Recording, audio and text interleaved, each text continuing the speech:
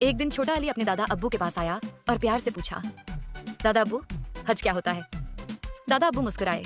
उन्होंने अली को गोद में बिठाया और कहने लगे, बेटा, हज इस्लाम का 5वां रुकन है। ये एक खास इबादत है जो हर मुसलमान पर जिंदगी में एक मर्तबा फर्ज होती है, लेकिन सिर्फ उस पर जो इस सफर की ताकत रखता हो। अली की आंखों में चमक थी। वो कैसे, दादा अब्बू? दादा अब्बू ने एक कुरान की किताब उठाई। अल्लाह ने कुरान में फरमाया, और लोगों पर अल्लाह के लिए उस घर काबा का हज करना फर्ज है जो उस तक का रास्ता और जरूरत रखते हों। सूरह आले इमरान 397। फिर उन्होंने एक हदीस सुनाई, जो शख्स हज करे और बुरे अल्फाज या गुनाह ना करे तो उसका हज ऐसा होता है जैसे वो अभी माँ से पैदा हुआ हो। अली हैरान हो गया, क्या हर मुसलमान हज कर सकता है? दादा अब्बू हंसकर बोले, बेटा नहीं, हज सिर्फ उन मुसलमानों पर फर्ज है जो बालिग हों, अक्लमंद हों, सेहतमंद हों और उनके पास इतने पैसे हों कि सफर कर सकें। और अगर कोई औरत हो तो उसके साथ एक महरम मर्द भी होना चाहिए। अली ने सोचा और बोला, मगर अल्लाह ने हज को फर्ज क्यों किया? दादा अब्बू ने उसका हाथ पकड़कर कहा, क्योंकि हज हमें अखलाक, सब्र, मुसावात और अल्लाह से मोहब्बत का पैगाम देता है।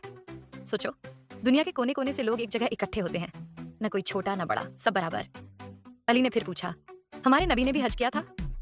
दादा अब्बू ने हल्का सा सर झुकाया और अदब से जवाब दिया, जी बेटा, उन्होंने जिंदगी में एक मर्तबा हज किया, जिसे हज्जत उल विदा कहते हैं। उस हज में उन्होंने अपने असहाब को सिखाया कि असल हज कैसे किया जाता है। ये भी उनका आखिरी खुतबा था, जहां उन्होंने इंसानी हुकूक और भाईचारे का दर्स दिया। अली का दिल चाहने लगा कि वो भी हज करे।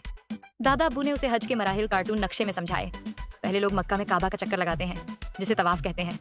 फिर सफा और मरवा के दरमियान चलते हैं, इसे सही कहा जाता है। उसके बाद वो मिना जाते हैं, जहाँ टेंट्स में रहते हैं।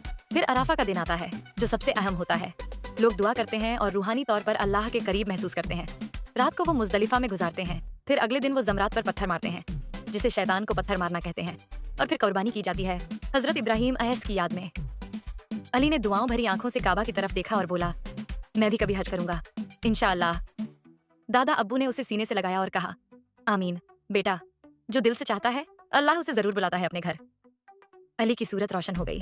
फिर उसे एक प्यारी सी नशीद याद आई जो वो अक्सर गा रहा था, काबा का सफर है प्यारा, सबको मिलता है सहारा, हज में मिलती है रोशनी, अल्लाह की होती है रहनुमाई। उस नशीद के साथ अली सो गया, एक नर्म मुस्कुराहट के साथ, एक दिन अल्लाह का मेहमान बनने का ख्वाब लेकर। अस्सलामुअलैकुम। अगर आपको हमारी वीडियोस पसंद आए तो हमारे चैनल द फैमिली वॉल्ट को सब्सक्राइब करें और नई वीडियोस की अपडेट्स के लिए बेल आइकन जरूर दबाएं।